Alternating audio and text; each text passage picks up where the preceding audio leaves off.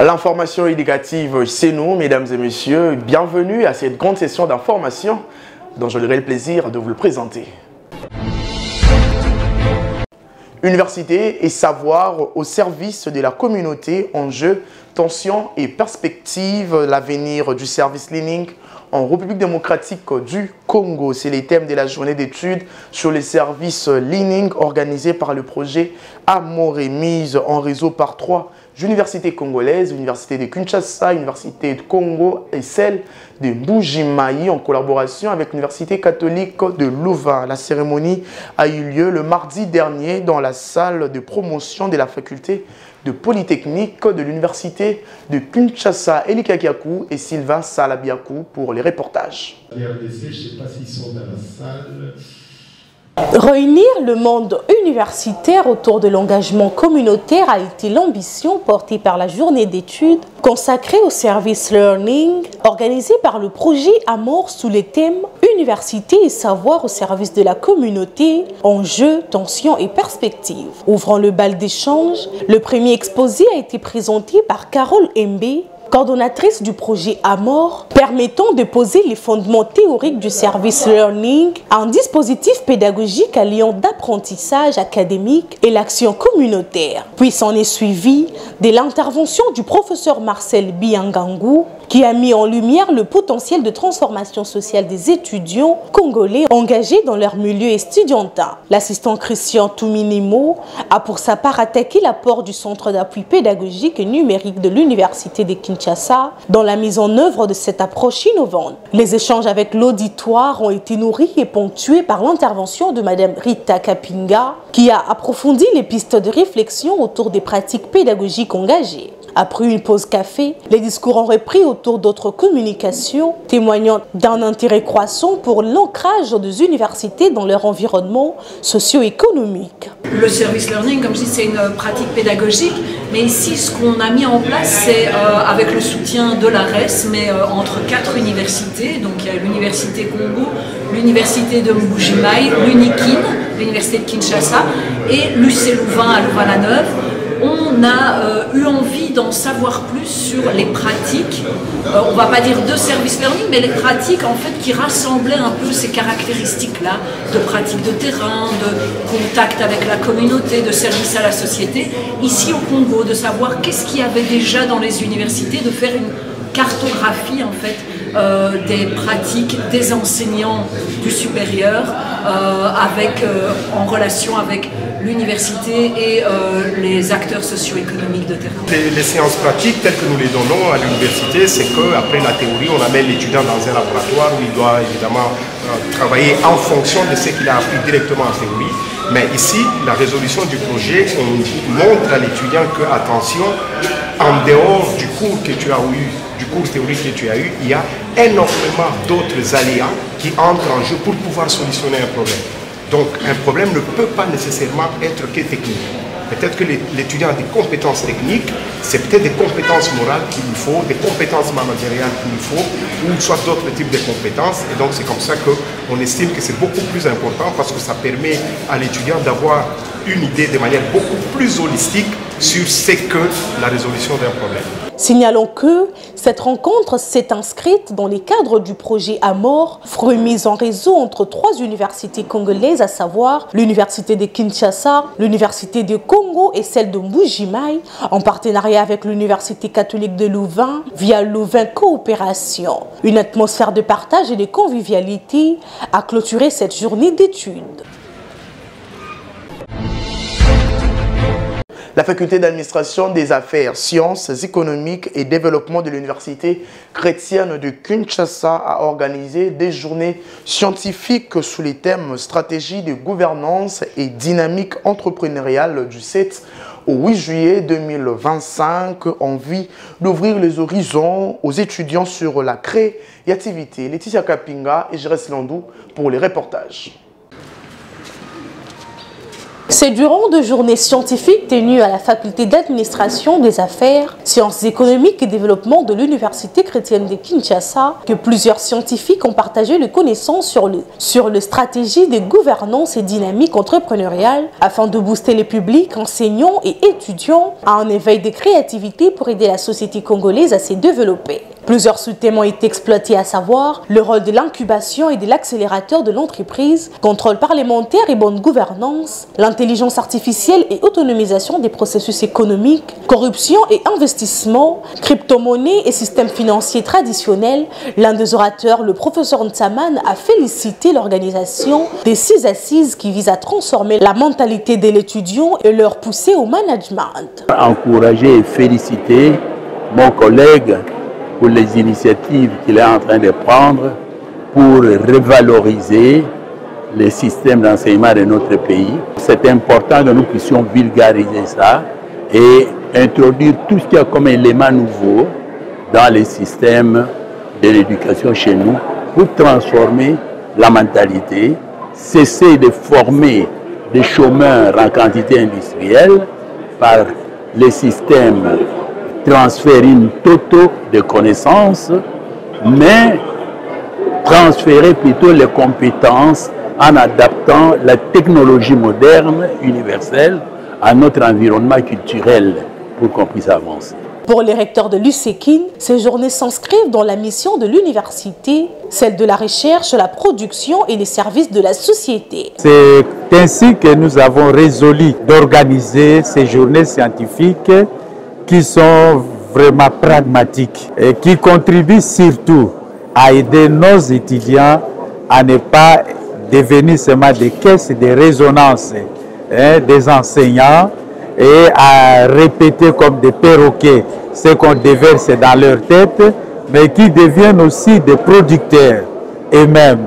C'est-à-dire nous voulons changer un peu la mentalité des étudiants qui n'étaient que des receveurs, afin qu'ils deviennent eux-mêmes des initiateurs et des producteurs pour développer leur autonomie tout en développant aussi la société. Ouvertes à tout public, ces journées ont été un succès pour les départements et un réconfort pour l'assistance. Notons que les étudiants ne doivent pas seulement recevoir, mais ils doivent être en mesure de produire pour être utiles dans la société. Poursuivons à présent ces communiqués qui nous parviennent de la Haute École du Commerce de Kinshasa. Avis aux étudiants de la Haute École des Commerces de Kinshasa.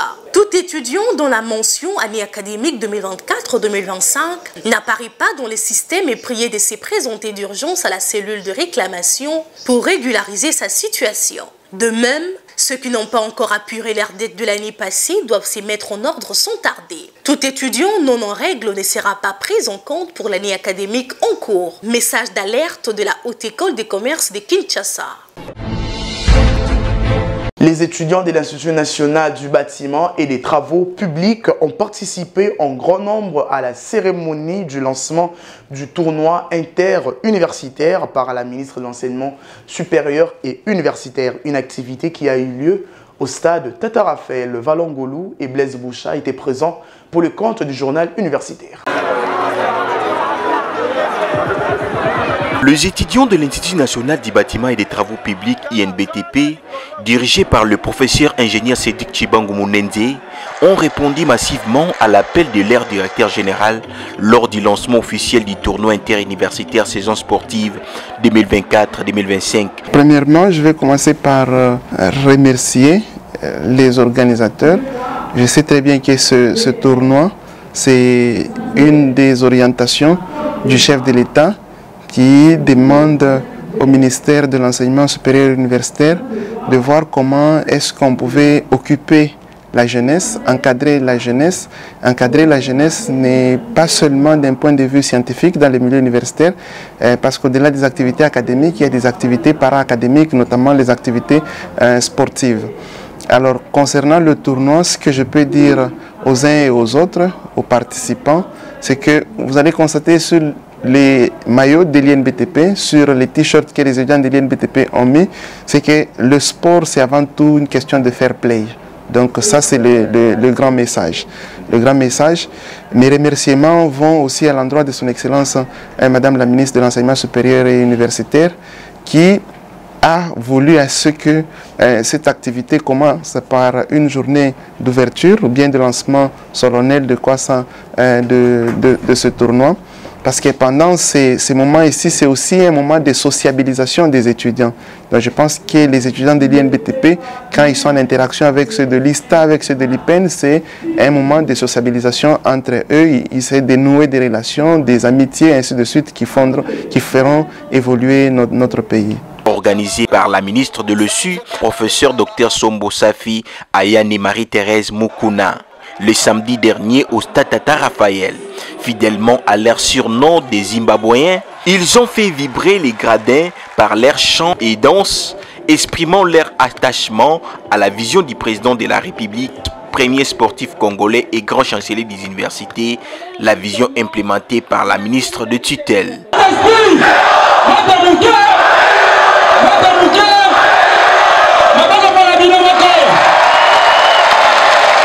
Portés par cet élan, les étudiants de l'INBTP attendent décrocher la première place de cette saison.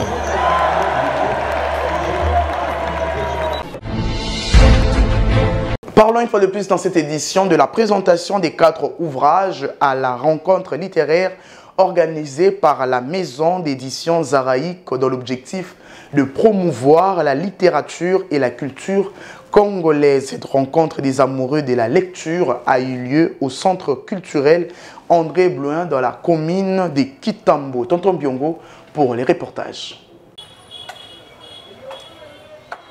Plusieurs passionnés de la littérature et invités des marques ont répondu présents à la rencontre littéraire organisée par Zaraïque Édition autour de la présentation des 4 ouvrages pour citer Mon histoire et ma foi, Rythmes intérieurs, L'histoire déjà vue et Mon voyage s'arrête ici. Après les mots des circonstances prononcés par Madame Fallon Mbomba, la secrétaire du centre culturel André Blouin a brièvement présenté cette structure avant de céder la parole au coordonnateur de Zaraïque Édition pour un mot d'introduction. Puis s'en est suivi de la présentation des auteurs et de leurs œuvres. Madame Tegra Biobio a ouvert le bal avec son ouvrage Mon histoire et ma foi, un témoignage poignant retraçant les épreuves qui ont forgé sa foi et transformé sa vie sous l'action de la main divine. Dans Rythmes intérieurs, Élie les Zaraïques, à travers les personnages des Raph, invite à une introspection profonde. Le récit est une ode à l'acceptation de soi et à la recherche de la paix intérieure. L'auteur rappelle qu'au cœur des ténèbres les plus sombres subsiste une lumière prête à briller. Enfin, Et mon voyage s'arrête ici, de l'ex-Kadima dresse les portraits bouleversants de Rita, une jeune femme livrée à elle-même, confrontée à des réalités rudes, précarité, solitude et exploitation. Sauvée in extremis par un ami fidèle, sa vie bascule lorsque une rencontre providentielle l'oblige à repenser ses choix, bouleversant ainsi son destin. Un jeu de questions-réponses a permis au public d'interagir avec les auteurs. En conclusion, Élie les Zaraïques a tenu à souligner. Dans ce livre, je donne des astuces et j'accompagne certaines personnes à comment surmonter ces épreuves face aux fléaux et aux dérives de notre société actuelle. Il est mieux de ne pas se résigner à notre propre sort, mais que chaque jeune a le devoir de s'élever pour se battre pour sa vie, en fait, pour se chercher.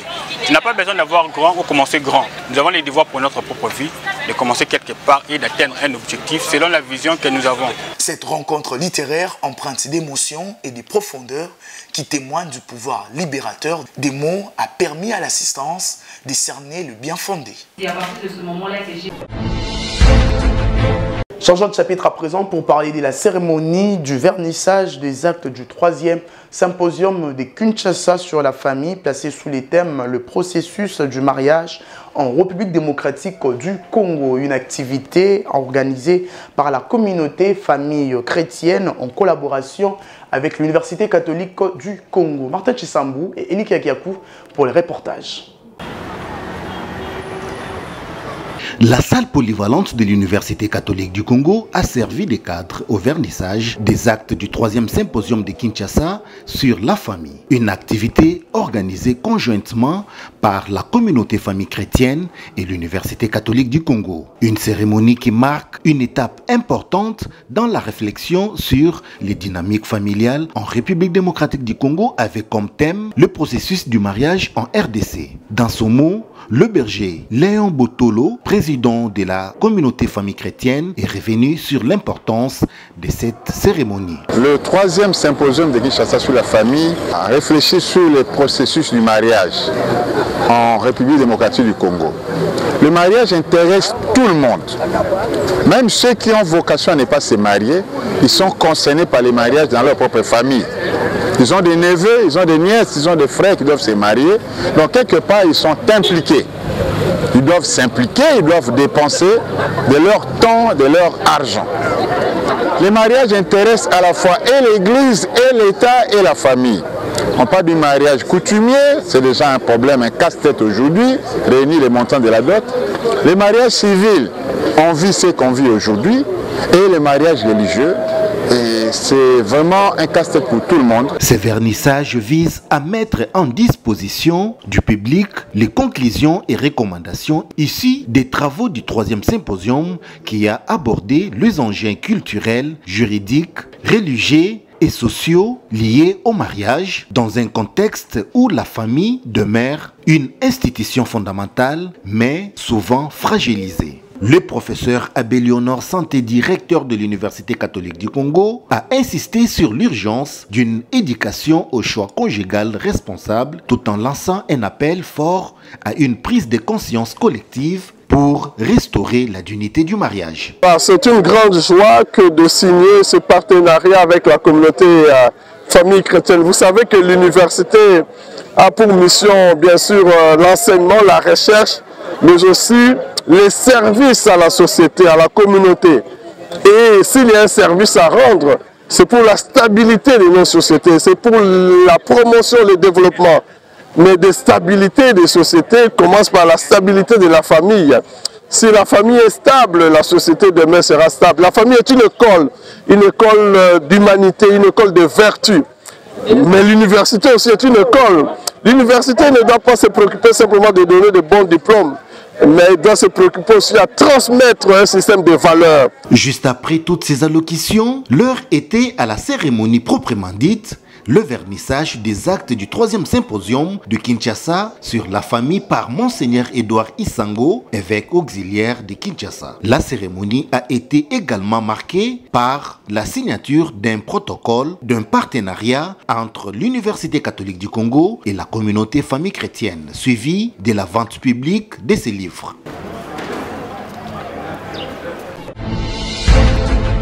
Avant de boucler cette édition, l'entreprise groupe d'expertise environnement et climat organise du 21 au 26 août 2025 une formation sur l'analyse et traitement de données, un logiciel de programmation des traitements et d'analyse des données. Cette formation aura lieu à l'université de Kinshasa. Eli Kekiakou nous propose cet élément. Nous sommes des Congolais, nous sommes des scientifiques. Nous sommes une famille, nous sommes les cerveaux. Nous venons de plusieurs institutions à travers le pays et à travers le monde. Je cite l'Université de Kinshasa, l'ISTAD, l'IEC, l'IPEN, l'Université de Kikwit, aussi à l'international l'Université de Westburg en Allemagne, l'Université de Clark Atlanta aux États-Unis, l'Université de Zululand en Afrique du Sud et autres. Nous sommes les talents, nous sommes le cerveau. Nous nous sommes mis ensemble pour offrir au monde un spectacle du savoir. Les savoirs dans tous les secteurs, que ce soit en agronomie, en environnement, en médecine vétérinaire, en sociologie et toute forme d'études en économie, en culture. Nous voulons offrir au monde un service d'analyse et traitement des données. Nous avons conjugué nos efforts, nous avons mis ensemble nos expertises pour pouvoir aider les scientifiques, les jeunes talents, les étudiants, les professeurs et les chercheurs dans les secteurs des traitements et analyses des données en utilisant un logiciel très puissant Oh, un logiciel spectaculaire, les logiciels R. Tout à l'heure, là, vous aurez les informations sur les modalités de l'inscription, les temps, les échéances et tous les détails vous seront parvenus d'ici là. Ne ratez pas ces sessions, ça sera spectaculaire. Vous qui avez des bases de données, vous avez des requêtes de données, vous avez des recueils d'informations, vous ne savez pas quoi en faire, vous êtes soumis par les pressions des publications, nous allons vous offrir ces services spectaculaires. Merci beaucoup. Voilà, comme vous pouvez le constater, c'est la fin de cette grande édition du journal universitaire. Si vous l'avez aimé, dites merci à Blaise Boucha qui était derrière la caméra pour assurer les images, Emmanuel Lema à la réalisation, toujours sur la coordination de l'honorable André Mouchongo Machara. Mais aussi, merci à vous de nous avoir suivis. Quant à moi, je vous dis, vivez longtemps, vivez heureux, excellence sur des programmes à tous.